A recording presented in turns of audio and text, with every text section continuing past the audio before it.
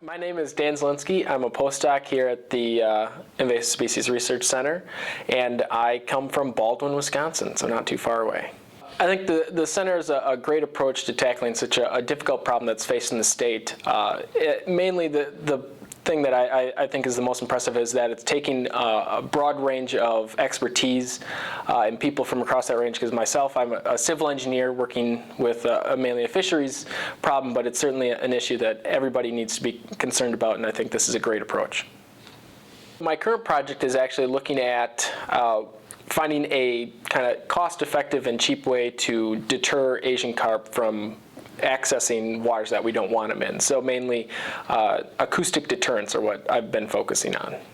So acoustic deterrents are just really simple ways to try to guide fish in a specific direction, because if you've seen pictures of the silver carp jumping out of the water when a boat goes near them, you can tell that they're really sensitive to sound. Maybe trying to exploit that, we are looking at seeing what kind of directional response they have to that, as well as seeing if we can use sound either from a source of bubbles or speakers or some other source to just keep them out of maybe tributaries off the Mississippi, or push them towards areas where they're easily controlled, or applications in that type.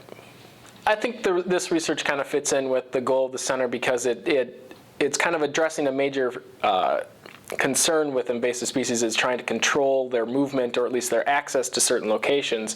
So if we can find a way that we can easily direct them away from certain areas, that makes management a lot easier. And also there's just the concern of having barriers to prevent them from accessing new locations. And it's also an inexpensive technology that would potentially be able to be used by a lot of different organizations, so it's not this huge multi-million-dollar device that can only be put in one location.